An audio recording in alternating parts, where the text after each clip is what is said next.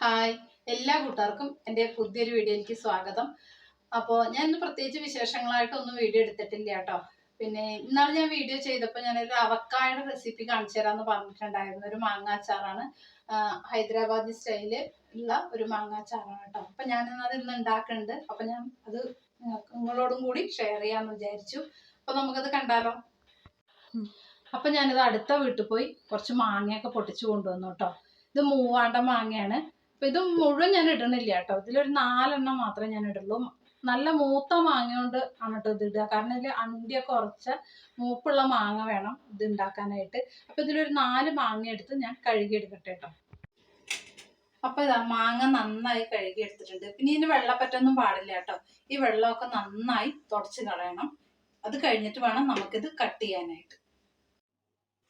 അപ്പോൾ വെള്ളമൊക്കെ നന്നായിട്ട് തുടച്ച് കളഞ്ഞതിന് ശേഷം ഞാൻ അത് കട്ട് ചെയ്തെടുത്തു കേട്ടോ. ഇത് കട്ട് ചെയ്യാന്ന് പറഞ്ഞാൽ നമ്മൾ സാധാ മാങ്ങാച്ചാറിന് മുറിക്കണ പോലെയല്ല, നമ്മത് കൊത്തി മുറിക്കുകയാണ് കേട്ടോ. വലിയ കത്തി ഉപയോഗിച്ചിട്ട് കൊത്തി അങ്ങോട്ട് മുറിക്കുകയാണ് കേട്ടോ ചെയ്യാം.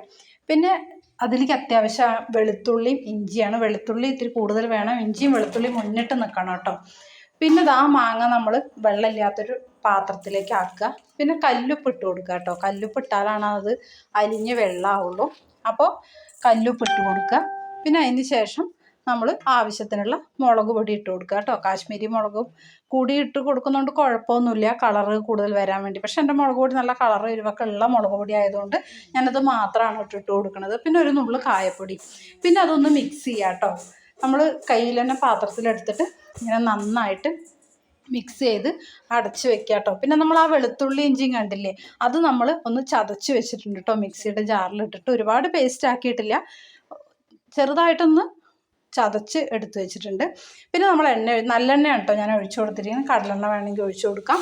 അപ്പം അതിലേക്ക് കടുക് പൊട്ടി ജീരകവും പൊട്ടിയതിന് ശേഷം ഞാൻ ജീരകം ഇട്ട് കൊടുക്കണ ക്ലിപ്പ് അത് മിസ്സായി പോയതാണ് കേട്ടോ. പിന്നെ കടുക് പൊട്ടിയതിന് ശേഷം ജീരകം ഇട്ട് കൊടുത്ത് അത് കഴിഞ്ഞതിന് ശേഷം വെളുത്തുള്ളി ഇഞ്ചി ചതച്ച് വെച്ചത് അതിലേക്ക് ഇട്ട് കൊടുക്കാം. നന്നായി മൂക്കണം കേട്ടോ. അതിൻ്റെ പച്ച മണം ഒന്ന് മാറി വരുന്നത് വരെ നന്നായിട്ട് മൂത്ത് വരണം കേട്ടോ. അപ്പോൾ ഈ ഒരു പാകമാകുമ്പോൾ നമ്മൾ ഗ്യാസ് ഓഫ് ചെയ്യുക.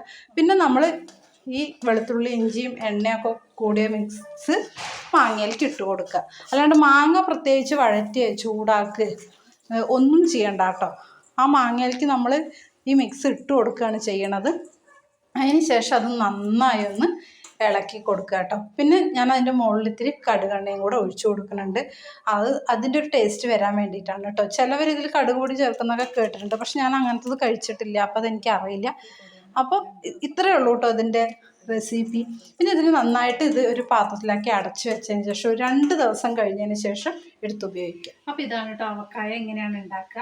അപ്പോൾ ഇത് 2 ദിവസം കഴിഞ്ഞിട്ടൊക്കെ നമ്മൾ എടുത്ത് ഉപയോഗിക്കാൻ പാടുള്ളൂ കേട്ടോ. അപ്പോഴേക്ക് ഈ കല്ലുപ്പൊക്കെ വെള്ളമായി സെറ്റായി വരും. അപ്പോൾ ഇതുവരെ ഉണ്ടാക്കി നോക്കാത്തവരുണ്ടെങ്കിൽ ഇതൊന്ന് ഉണ്ടാക്കി നോക്കൂ കേട്ടോ. അടിപൊളി ടേസ്റ്റാണ്. അപ്പോൾ എൻ്റെ വീഡിയോ ഇഷ്ടമാവുകയാണെങ്കിൽ ലൈക്ക് ചെയ്യുക, ഷെയർ ചെയ്യുക, കമൻറ്റ് ചെയ്യുക. സബ്സ്ക്രൈബ് ചെയ്യാത്തവരുണ്ടെങ്കിൽ എൻ്റെ ചാനലൊന്ന് സബ്സ്ക്രൈബ് ചെയ്ത് എന്നെ സപ്പോർട്ട് ചെയ്യുക. അപ്പോൾ അടുത്തൊരു വീഡിയോ ആയിട്ട് നമുക്ക് വീണ്ടും കാണാം.